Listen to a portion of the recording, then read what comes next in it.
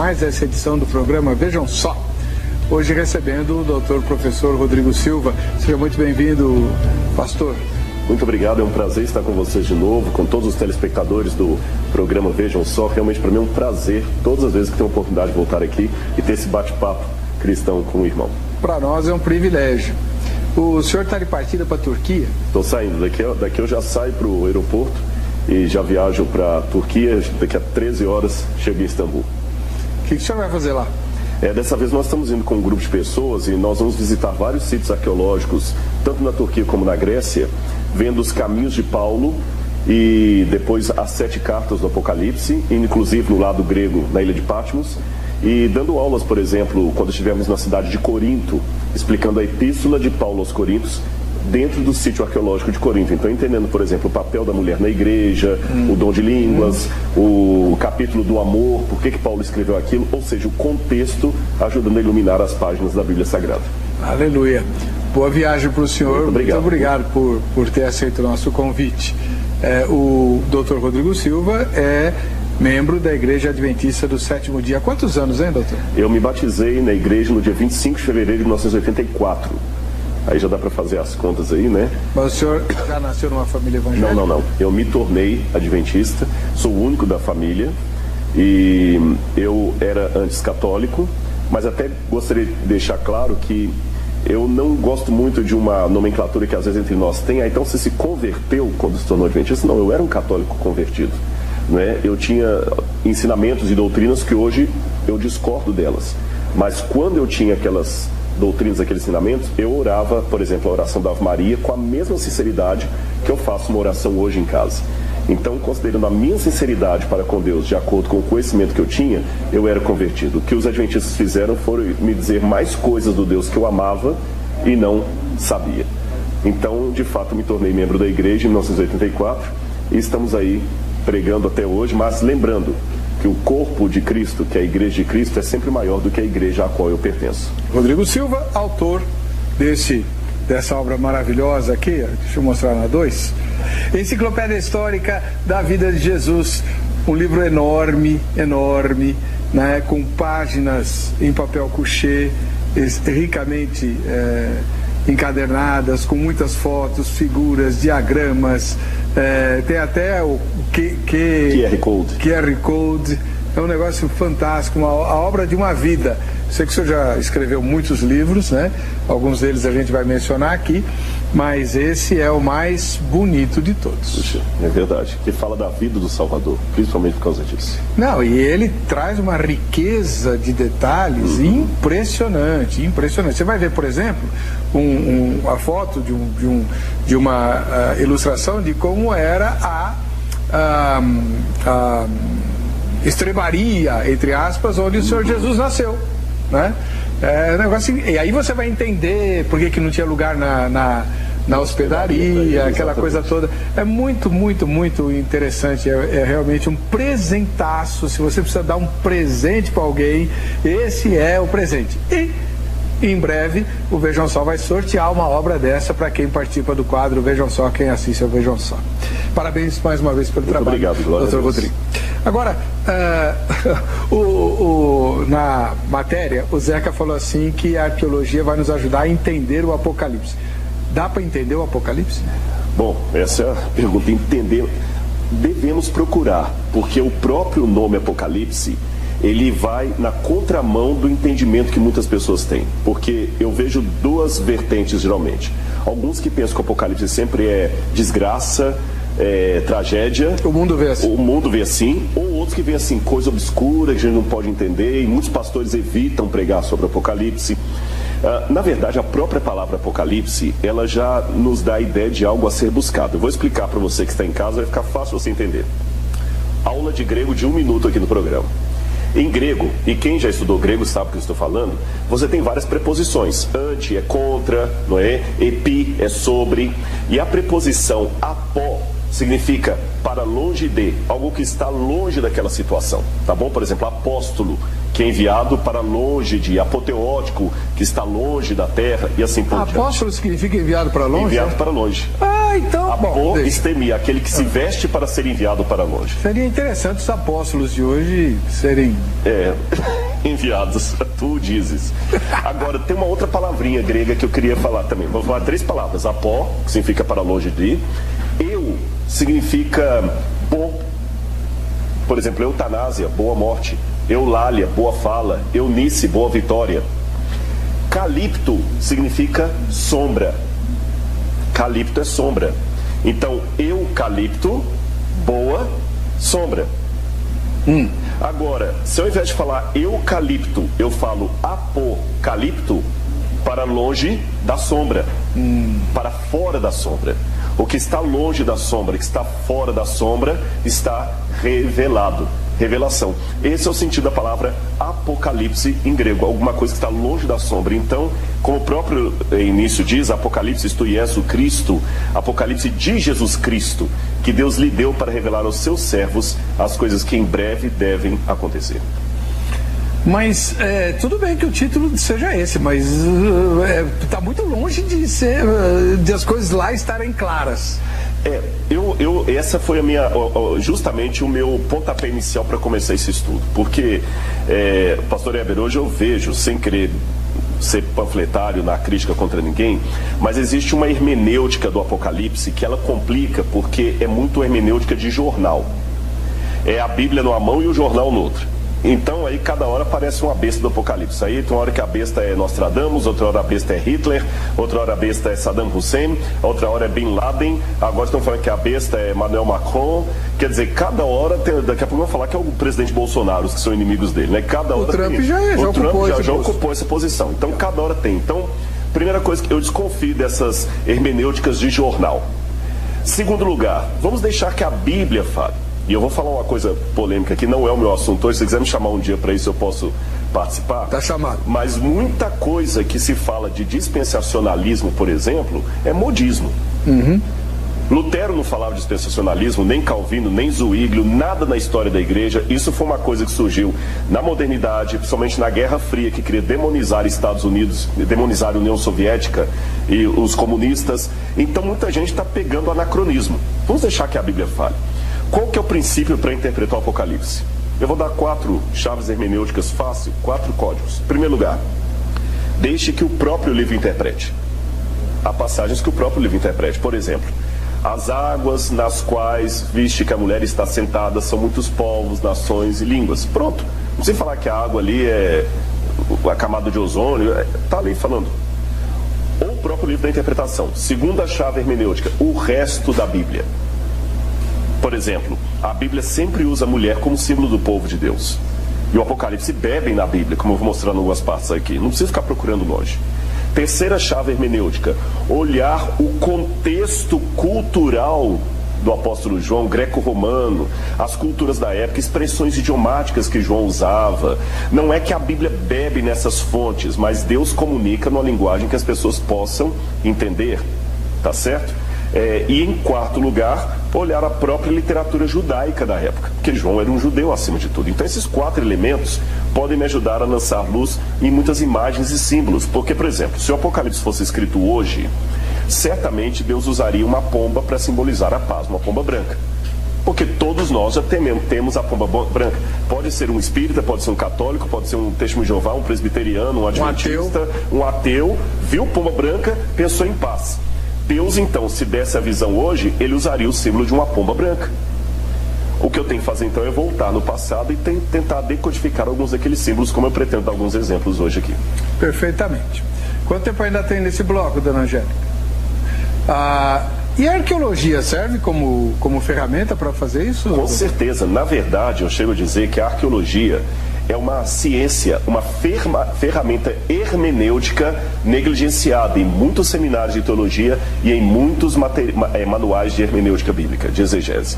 A arqueologia tem também um papel na exegese, porque ela me coloca em contato com o tempo onde aquelas expressões idiomáticas foram usadas, onde aquele estilo foi usado. Vou dar um exemplo. Na época, quando o Apocalipse promete que nós teremos vestes brancas no céu, uma promessa que, sinceramente, Não faz muito sentido. Você fala assim, olha, você vai para o céu porque no céu você vai ter vestes brancas. Diz que uma vez uma criancinha estava vendo um livro desses de ilustração, de Bíblia ilustrada para criança, e falou, no céu eu não quero vestir essas camisolas brancas não, como é que eu vou subir em árvore e jogar bola com isso? Por que lá promete ter veste branca? Na época de Cristo, na época do Novo Testamento, era muito cara a produção de uma veste, era muito cara. As pessoas comuns tinham no máximo uma ou duas vestes. E era um tom pastel para não sujar muito. Você, para confeccionar uma roupa, era quase como comprar um carro 0 quilômetro. Não é todo mundo que tem dinheiro para isso. Então o que as pessoas tinham? Quando havia uma situação muito especial, por exemplo, um casamento, ou ir ao templo em Jerusalém, ele tinha que ter uma veste branca, nova. Ou ele tinha que lavar a veste dele, se ele não tivesse dinheiro. Tanto é que lá em Isaías fala que Jerusalém tinha o campo dos lavandeiros, que eles lavavam as vestes. Ou ele tinha que comprar uma veste branca, nova. Uma das duas coisas. Então, para você comparecer diante do templo, você tinha que gastar um bom dinheiro. Você não podia ir com a veste normal do dia a dia suja. E nem todo mundo tinha dinheiro para isso. Então, quando Deus promete, na Nova Jerusalém, todos andarão de vestes brancas. E as pessoas perguntam, onde é que nós vamos comprar vestes brancas? É muito caro. Não se preocupem, eu vou providenciar. Vocês vão ter as vestes de vocês alvejadas no sangue do Cordeiro. Todo mundo vai poder comparecer ali. Para quem vivia num contexto em que ir ao templo era uma coisa muito rara e dependia de um grande dinheiro e recursos financeiros para você ter uma veste para ir lá, uma promessa que nós vamos viver dia e noite na Cidade Santa, é uma promessa riquíssima. Uau! A veste branca que o senhor fala aí seria comparável hoje ao vestido de noiva dos mais caros. Exatamente, dos mais caros. Dos mais caros. E com uma atenuante. Hoje, uma pessoa que é noiva, se ela não tiver dinheiro para comprar um vestido, ela pode casar com um alugado e tudo mais. Naquele tempo... O aluguel é caro também, viu? O aluguel é caro. E você não poderia ir ao templo sem uma veste purificada. Então, bom, o senhor já esclareceu bastante, vai esclarecer mais ainda. E eu tenho uma pergunta para te fazer, você vai responder com sinceridade. É uma pesquisa que nós estamos fazendo lá no nosso Facebook. Rodrigo Silva, que dá aulas no Centro Universitário Adventista de São Paulo, esqueci de falar no bloco anterior, né? O NASP. O NASP, Engenheiro Coelho. O senhor dá aula do quê? Eu dou aula de arqueologia, claro. Arqueologia do Novo Testamento, e também arqueologia Egito e arqueologia Mesopotâmia. Egito e Mesopotâmia? Mesopotâmia? Mesopotâmia. Puxa vida, eu tenho um livro que eu comprei na época que eu fazia história na USP. A história começa na Suméria. Conhece esse livro? Não, esse eu não lembro. É a tradução... Poxa, tem um livro que ele não conhece. E eu tenho. Olha só. É a tradução dos tabletes, escrita cuneiforme, né? Será que é do Padre Manuel Busson?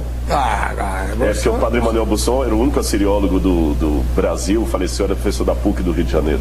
Ele é um livro muito interessante, porque, doutor, é muito engraçado. Quando você vê as fotos dos tabletes de escrita cuneiforme, você acha que foram ETs que escreveram aquilo lá, né?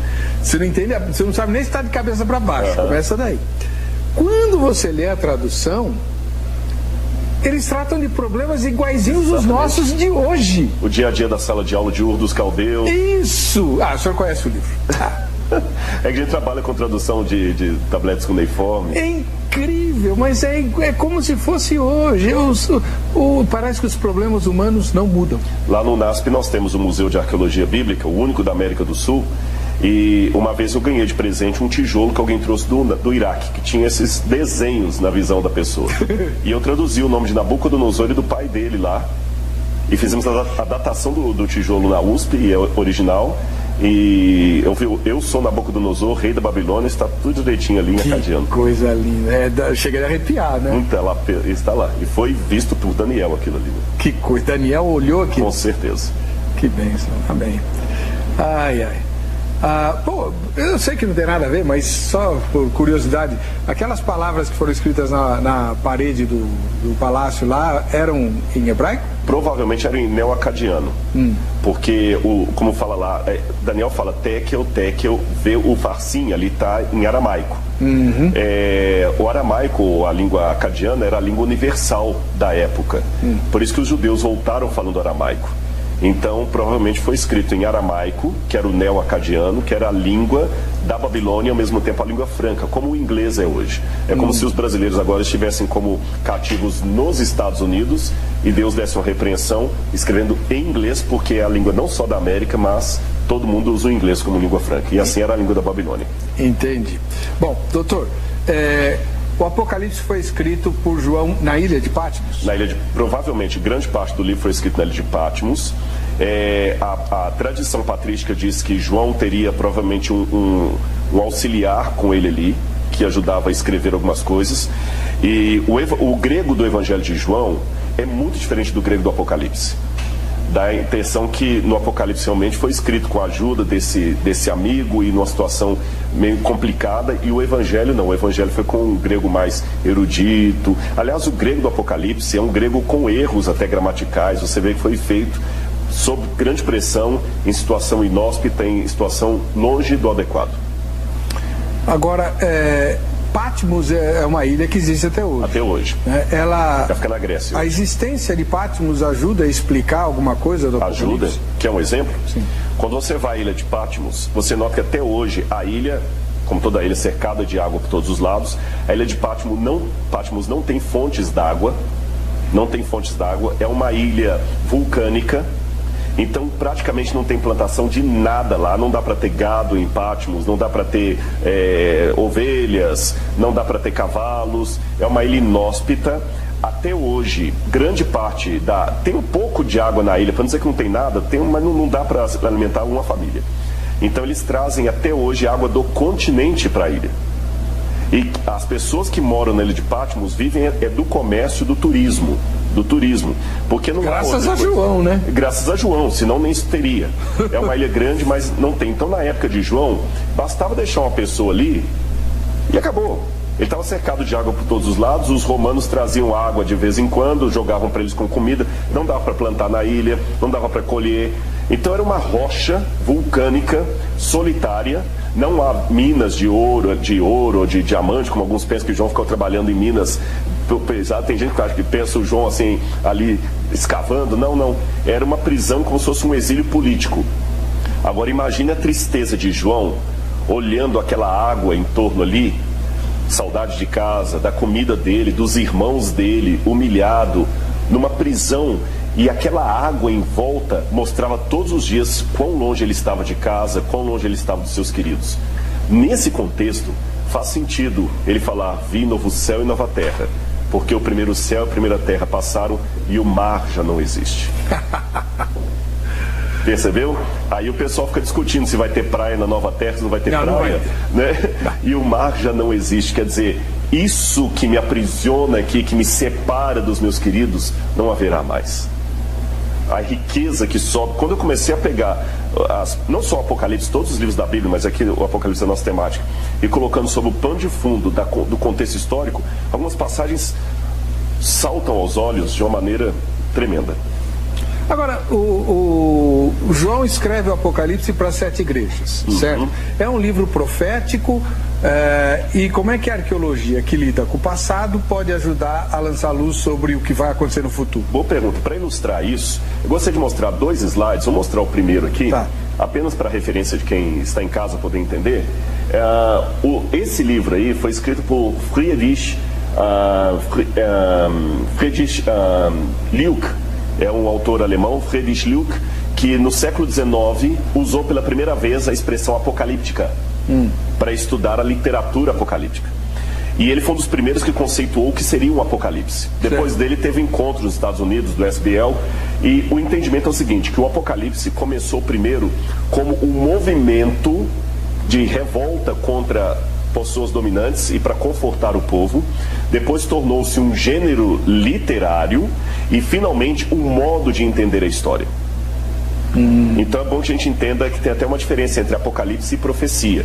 O próximo slide vai colocar essas diferenças aqui. Quem está em casa pode ter uma noção. Geralmente o apocalipse é uma matéria que deve ser lida. A profecia quase sempre é oral, é oralidade. O profeta se levanta e começa a falar. Pode ter a parte escrita, mas muitas vezes também ela é oral. O Apocalipse sempre é um estilo de profecia escrito. Em segundo lugar também, a preeminência do Apocalipse, eu vou só pedir licença a vocês, para eu poder ver um pouquinho mais de perto aqui. a gente também, quem está em casa vai poder acompanhar conosco. Primariamente, as profecias são uma mensagem de arrependimento e justiça. O profeta Isaías denuncia os pecados do povo, o pecado do rei, e conclama o povo ao arrependimento. Certo. Já a literatura apocalíptica geralmente é uma mensagem de conforto e paciência e confiança em Deus em meio às provações. Perfeito. A profecia é, antes de tudo, presente e alude às circunstâncias históricas do momento em que o profeta está falando. A iminência de um ataque, por exemplo, os babilônios estão vindo. Já a profecia apocalíptica, ela fala de coisas presentes, mas ela aponta para o escatom, para o fim do mundo, e de coisas que talvez nem existiam na época do vidente. A profecia também não precisa de intérprete. Já a Apocalipse precisa de intérprete. A profecia trata de fatos reais, às vezes usando parábolas e gestos simbólicos. Já o Apocalipse é enigmático. A profecia se expressa sempre no sentido assim diz o Senhor. Já o Apocalipse, ouvi e vi. E finalmente, a profecia às vezes tem uma visão otimista do mundo. Se fores fiel, o Senhor Deus de Israel virá. O Apocalipse já tem uma visão otimista em relação ao futuro, mas a história até lá será um tanto caótica. Essa é a distinção básica entre as duas coisas. E o Apocalipse ele foi dado, antes de tudo, reverendo, para nos mostrar que Deus ainda age na história. Se você que está em casa, eu sempre, quando dou aula de Apocalipse ou explico Apocalipse, eu conto uma ilustração que você vai entender. Imagine que uma criança está lendo uma história em quadrinhos, um gibi com um super-herói. E todas as vezes que ele passa a página, ele vê que o super-herói apanha do vilão. E o vilão bate no herói, e prende o herói, e dá gargalhada sobre o herói. E o herói é apanhado numa armadilha. Aquela criancinha fica angustiada com aquela leitura, e sabe o que ela faz? Ela põe o dedinho marcando a leitura onde ela está e vai para a última página da história. E quem já leu história em quadrinhos, sabe que na última página, o herói sempre vence. Agora que ela sabe disso, ela volta a leitura para onde ela estava, e todas as vezes que o bandido tem uma vitória, ela fala, se você soubesse o que eu sei. E o bandido dá uma gargalhada que venceu o herói, fala, venceu não, se você soubesse o que eu sei. O Apocalipse é, antes de tudo, Deus nos antecipando a última página da história desse mundo. E com essa antecipação, eu posso voltar para onde eu estou, olhar para o inimigo de Deus, o inimigo do povo de Deus, nos olhos e falar, se você soubesse o que eu sei. Então o Apocalipse, bem entendido, sem sensacionalismo, sem teologia de jornal, sabe? Ele trará um reavivamento. Eu até desafio, reverendo, se os pastores e os irmãos estudassem especialmente as profecias de Daniel e Apocalipse, haveria um reavivamento na igreja tão grande, que muita coisa poderia ser resolvida com essa volta, essas duas fontes apocalípticas, Daniel e o Apocalipse de João. Mas, professor, o que assusta tanto em Daniel quanto em Apocalipse é a dificuldade de interpretar os símbolos, os signos. O senhor mesmo colocou no seu diagrama, aliás, esse diagrama está disponível em algum lugar? Não, pode ficar, se eu tiver algum site do programa Vejam Só, todas as imagens, os diagramas, pode ficar lá. Vai estar então, vai estar no nosso Facebook. E pode Facebook. baixar lá, não tem problema. Vai estar no nosso Facebook. Muito obrigado. Agora, nesse diagrama, o senhor menciona que ela é uma linguagem enigmática. Por que isso e como enfrentar isso? Por que Deus escreveu numa linguagem enigmática? Por 3 motivos. Letra A, porque o Apocalipse era uma denúncia a sistemas que viriam. Então, de certa forma, Deus fazia como aquelas músicas da época da ditadura militar, que falava mal da ditadura, mas não mencionava, né? Apesar de você, pai, afasta de mim esse cálice, né? Que geralmente os ditadores são estúpidos para perceber algumas críticas deles. Então, o Apocalipse é uma denúncia, e é muito inteligente. Segunda razão por isso tem enigmas. Segunda razão porque tem enigmas é porque é típico da época. Às vezes o que é enigma para mim não é. Está usando um simbolismo que naquela época era muito claro de se compreender. Como eu falei, o exemplo da pomba branca. Fica obscuro para mim que vivo hoje. Então, se eu voltar no passado e vir isso aí, eu vou conseguir entender uma parte desses enigmas. E a terceira razão porque ele vem em forma de enigmas é para que Deus nos desafie realmente a mergulhar ali e entender essa linguagem de Deus. Seria mais ou menos assim. Imagine que um índio fosse tirado da selva sem nunca ter visto a civilização e fossem abertos os seus olhos em plena Avenida Paulista. e ele visse helicóptero, visse tudo e tudo mais, depois você volta com o índio para o meio dos outros e manda ele descrever. Ele não vai conseguir ficar calado. Só que ele não vai conseguir encontrar palavras no vocabulário, ele vai fazer comparações. Eu vi como uma lagarta mandruvá com pessoas na barriga dela para descrever um metrô, alguma coisa assim. Então João viu a eternidade, ele viu o céu, ele usou o máximo que ele poderia. Mas eu faço um desafio. Se com oração e sinceridade você pedir a guia de Deus, ele vai revelar. Porque se o Apocalipse não puder ser compreendido, Deus é um péssimo professor. Porque a promessa é para mostrar aos seus servos as coisas que em breve devem acontecer. Eu vou jogar uma pedra no nosso telhado aqui. Quem complica um pouco as coisas somos nós, teólogos. Ah, não diga. Sério mesmo? Oh. Por que Jesus elogiava a fé infantil? Exatamente. Porque os teólogos complicam. A gente complica muito. Cria sistema, vira refém do sistema. O senhor tem toda a razão. Eu vejo isso aqui toda semana. Eu vou dar uns 2 ou 3, não sei se tem tempo nesse bloco. Eu queria mostrar, Angélica, se tiver uma próxima imagem aí, para você em casa poder entender o que nós vamos ter aqui, pode passar essa mesma, essa imagem. Olha que interessante. O Apocalipse mostra que nós estamos em meio ao grande conflito entre o bem e o mal. O grande conflito que tem tudo. E está nos preparando para o grande conflito. Essa é a diferença entre islamismo e Israel.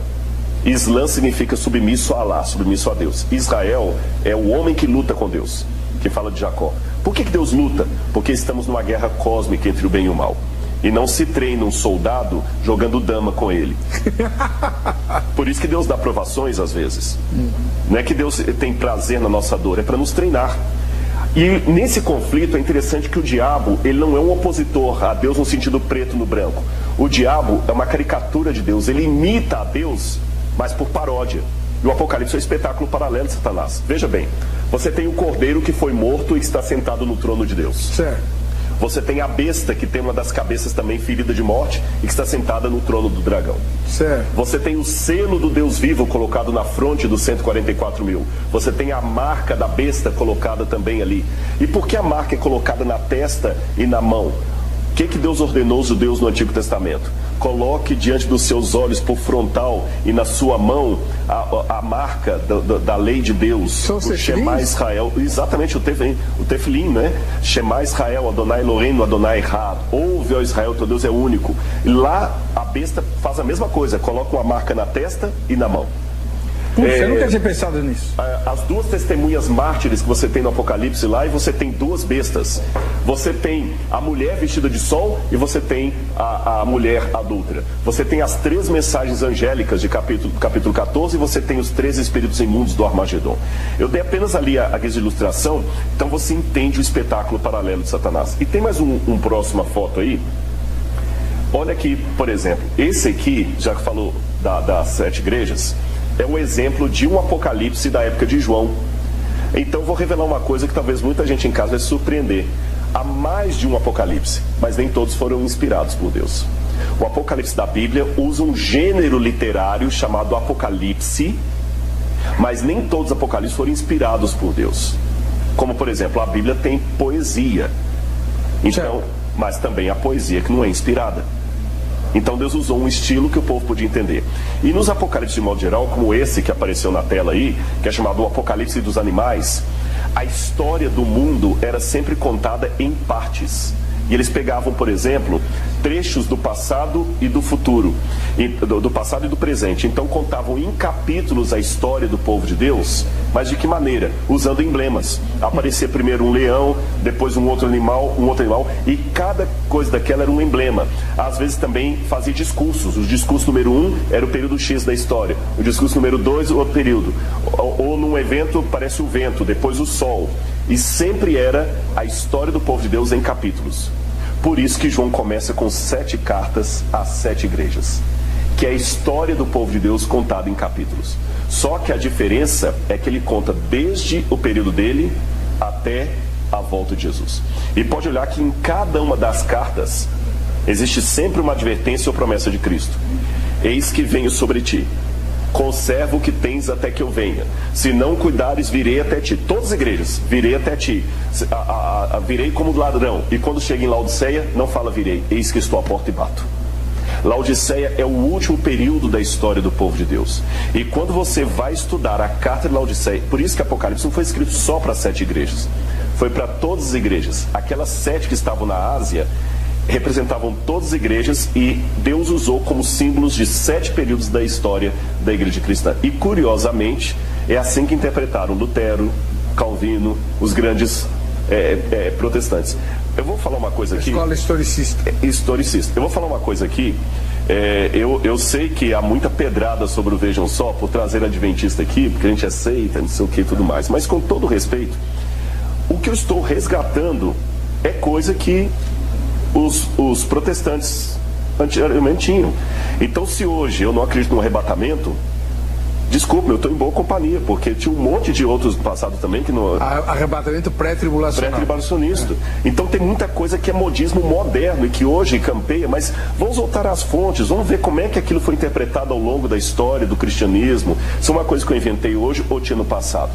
E esses homens, para mim, iluminados pelo Espírito de Deus, enxergavam coisas que hoje eu estou, na verdade, descobrindo a roda. O que eu estou vendo na arqueologia é a coisa que mesmo antes da reforma protestante, os valdenses assim entendiam, os cátaros, os albingenses, muitos pais da igreja antes da apostasia. Ou seja, existe um elo, um fio condutor que me deixa tranquilo, que Deus sempre confortou o seu povo. É lógico que eles não tinham todos os detalhes, mas eles tinham o aceno para onde que a coisa arrumava. Que bonito. A gente tem que ir para o intervalo. Olha só, olha essa tomada. Ficou bonita, né? Até eu achei bonita. Maravilha, agora, maravilha. Que é 2 páginas da obra, né? Da enciclopédia sobre Jesus, de autoria do doutor. Agora, no próximo bloco, nós vamos mostrar alguns exemplos. Por exemplo, é bom, né? A gente vai falar sobre a besta. O que a arqueologia pode me falar sobre a besta? Olha, você vai cair duro, ou dura. Não sai daí não.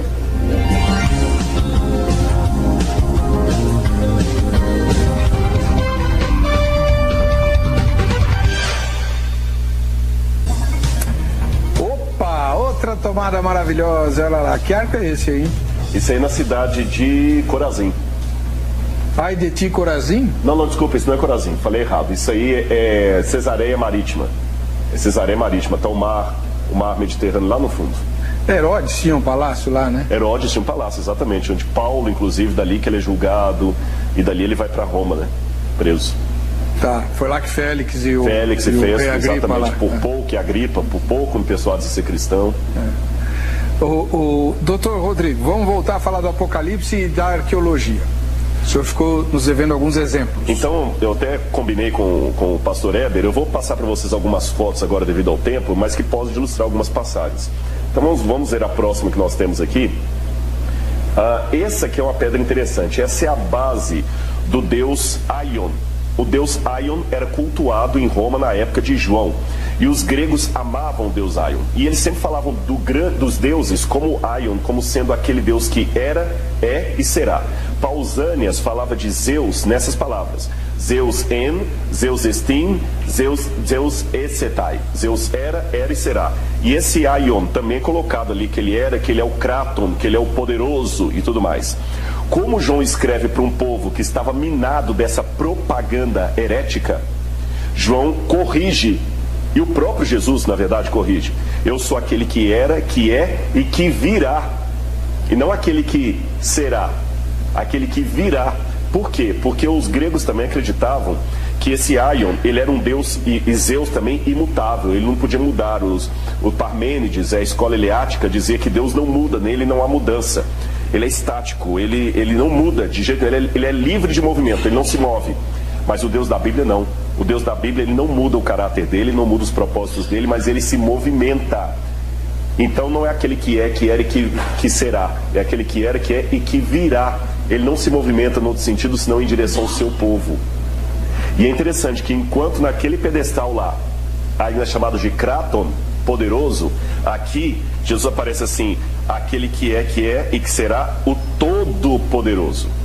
Pantocrator, não o Krator, não o poderoso, o todo-poderoso. Uma próxima imagem também, então vocês veem que o Apocalipse, muitas vezes, eu vou estudar a cultura local para ver a que o Apocalipse está respondendo.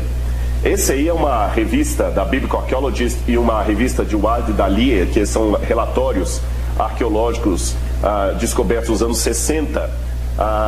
Dalia fica perto da Samaria. E me chamou a atenção que Frank Cross, que inclusive foi professor de Harvard, já morreu, eles encontraram uma coisa muito interessante em Israel. Na próxima foto eu vou mostrar para vocês. Ali você tem, por exemplo, em Elefantina, isso foi no Egito, encontraram papiros dobrados com o selo ainda. Perceba o selo, bem em cima. É um selo de cera. Selo de cera. Ou de argila, muitas vezes. Sim. De argila, a maioria das vezes de argila. Então você pegava e você marcava com o seu nome ali, e a pessoa então via se estava quebrada ou não. Mas geralmente as cartas, como você está vendo, só tinham um selo. Porém, lá na Samaria, próxima imagem, naquele artigo que eu mostrei para vocês, aqui encontraram outros selos, que você pode olhar já rompidos. Mais um. Próxima foto. Próxima. Só para vocês terem noção, como é que era o selo, quando fala do selo ali do livro selado. Tem um sinete lá, né? Tem um sinete, alguém sinalizou, e o pedaço da corda ainda que amarrava. Que amarrava o Ou selo. seja, não era selo como selo de carta, era um lacre. Próximo. Agora, vejam bem, na foto ali, se você olhar bem no seu vídeo, à direita do seu vídeo, tem um selo, uma carta embaixo, só que essa tem 7 selos. Igual do Apocalipse. Igual do Apocalipse. Mostra mais uma próxima foto também. Lá, outro também com 7 selos, só que alguns selos caíram. Certo. E nós descobrimos uma coisa: cartas e documentos geralmente tinham um selo só. Mas quando se tratava de um atestado, de um testamento, de uma herança que será deixada, esta era a única que era selada com 7 selos. Todas as outras tinham um selo só. Mas quando era herança, 7 selos. Porque ela era selada diante de 7 testemunhas.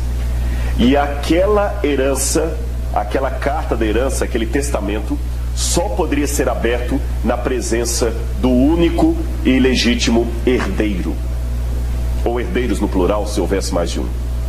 Por isso que no capítulo 5, quando João vê diante do trono um livro selado com 7 selos, e que ninguém podia nem olhar para ele, João começa a chorar. Quando eu pego isso, pastor, e coloco como pano de fundo da arqueologia, o que é que eu deduzo? Aí muita gente fala, esse livro dos 7 selos aqui, aqui é o juízo de Deus, isso aqui é isso. Cada um fica inventando uma coisa, é só voltar no passado. Quem lia o Apocalipse naquela época já entendia. Ali está se tratando de um testamento.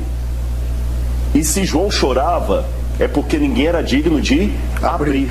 E quem era a única pessoa digna de abrir um testamento? O herdeiro. O herdeiro. E quem podia abrir ali? O cordeiro. Porque Cristo é o herdeiro. E nós somos co-herdeiros do reino com Cristo. E se você pegar a Bíblia mesmo, Paulo vai falar lá, por exemplo, se você ler Hebreus capítulo 1, verso 2, Paulo, eu acredito que Paulo provavelmente foi o autor de Hebreus, Paulo fala, Deus constituiu Cristo herdeiro de todas as coisas. Tá bem? Então, nós somos co-herdeiros de Cristo.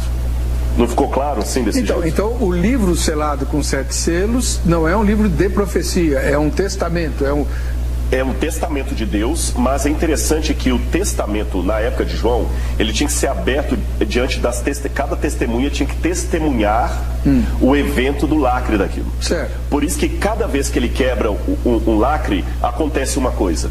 Porque nesse caso, quem é a testemunha?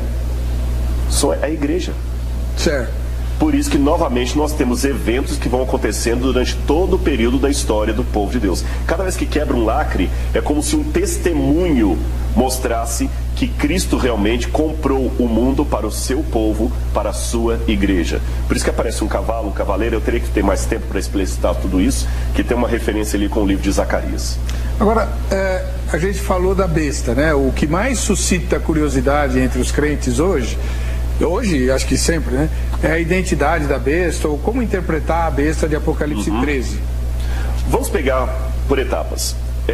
Em primeiro lugar, é interessante que o Apocalipse ele é escrito de uma forma de quiasmo. Vou explicar isso para quem está em casa. Se você olhar a Bíblia, ela foi escrita por uma maioria das pessoas que não sabiam ler nem escrever. Quer um exemplo? No Apocalipse fala assim, quem tiver a Bíblia, abra comigo aqui, por gentileza, e pode ver o que está escrito em Apocalipse, capítulo 1, versículo 3. Bem-aventurados aqueles que leem e aqueles que ouvem as palavras da profecia e guardam as coisas nelas escritas, pois o tempo está próximo. Tem um erro de tradução aqui na minha Bíblia, porque no grego está assim, bem-aventurado aquele que lê e aqueles que ouvem. Só um que lia, porque a maioria não tinha acesso ao livro e nem tinham capacidade de ler. É por isso que os comentaristas falam que o Apocalipse era lido em voz alta. Lido em voz alta e lido com técnicas de memorização, mnemotécnica. E a mnemotécnica na época bíblica usava, por exemplo, a poesia. É como se eu poesia na Bíblia não é rima. É mais ou menos assim, a menina era bonita e inteligente, uma garota esperta e charmosa.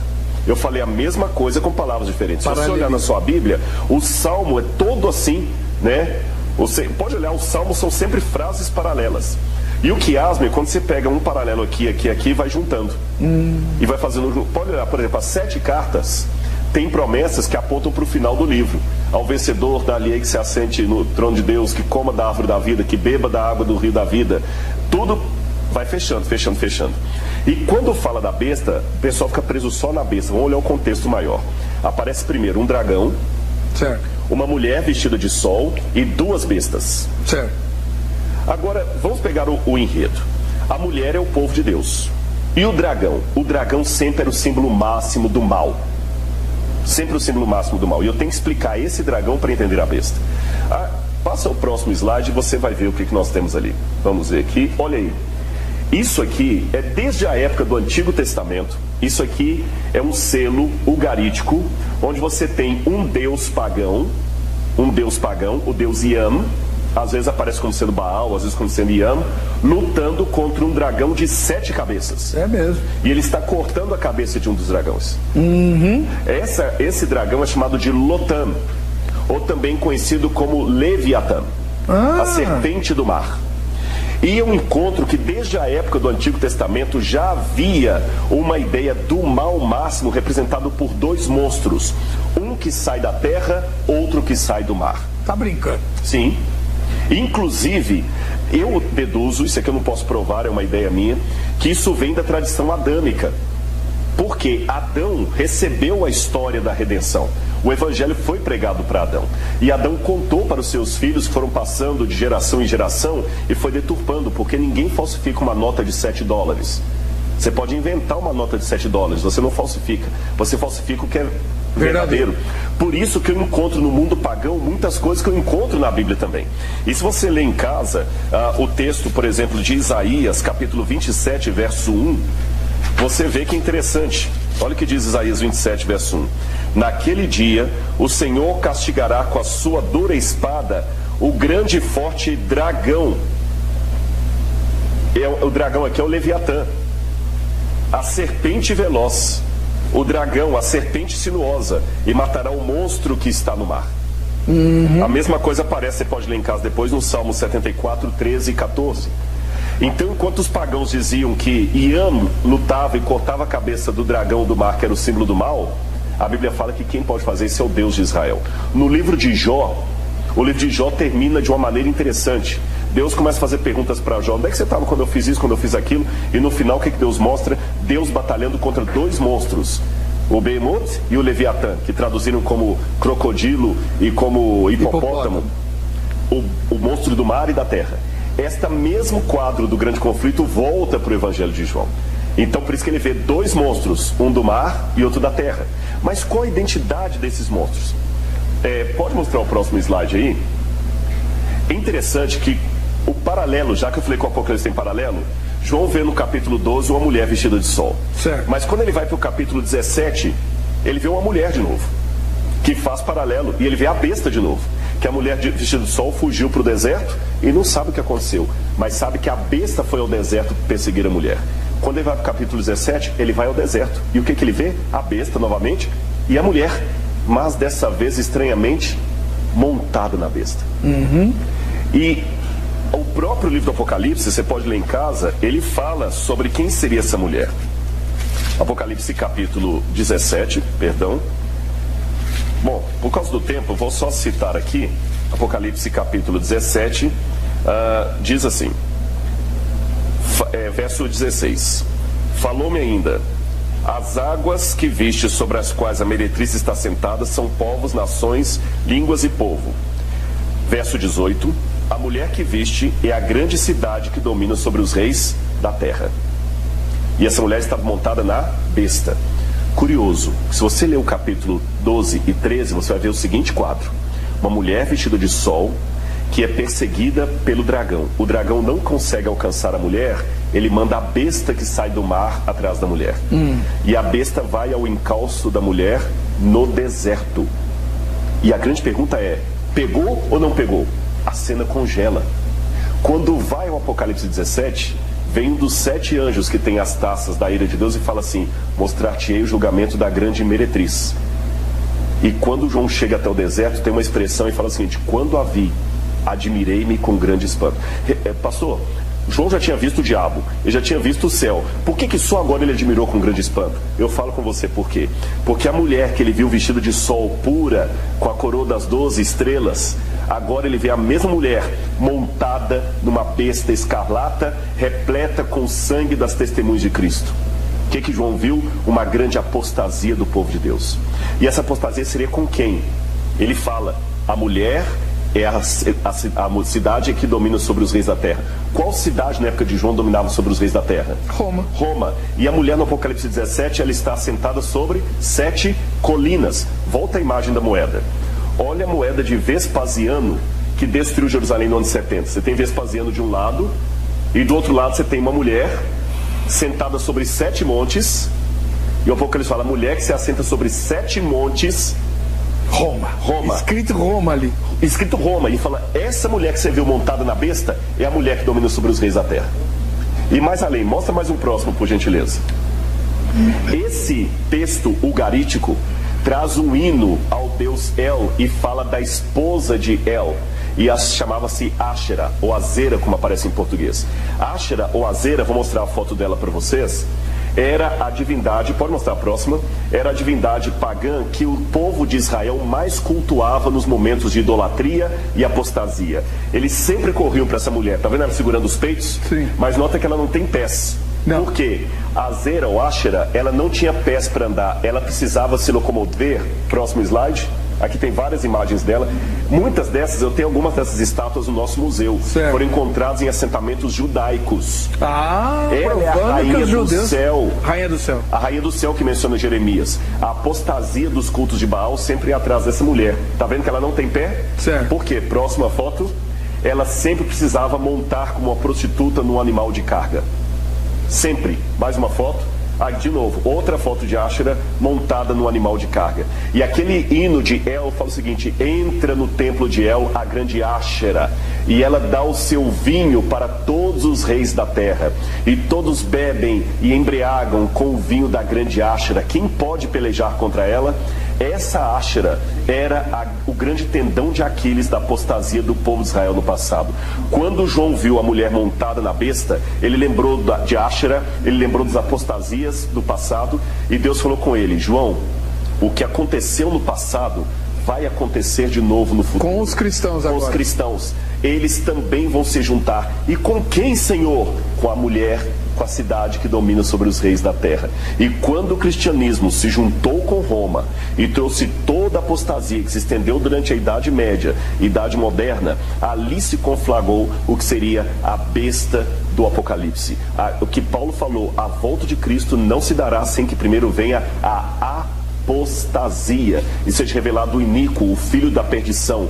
E interessante que João fala que o anticristo já existia no tempo dele. Então esse negócio de ficar buscando anticristo hoje, vários, né? Isso é modismo de Hal Lindsey. Porque o anticristo existia. E qual anticristo existia lá? Roma. E você vê como eu falo assim, a besta que vira, ela era, não é e virá a ser. Porque era na época de João, ficou um tempo adormecida e vai voltou voltar a ser. Ou seja, a besta do Apocalipse é o Império Romano que voltou cristianizado para enganar as pessoas com o vinho da sua devassidão. É só ler o Apocalipse dentro do contexto. Eu tenho tempo para mais uma coisinha? Para terminar. Então, para terminar, eu quero mostrar uma última coisa aqui. Mostra só mais 2 quadros aqui. Esse primeiro, Áshera foi cultuado em vários povos. Sempre sem pé. Sempre a mulher sem pé montada numa besta. Isso aí quando ela foi cultuada pelos gregos. Só que quando os gregos a cultuaram, eles mudaram o nome dela. Sabe como é que eles a chamavam? Europa. Tá brincando? Próximo slide. Europa, montada no animal que sai do mar. Pega no Google, procura o mito de Europa.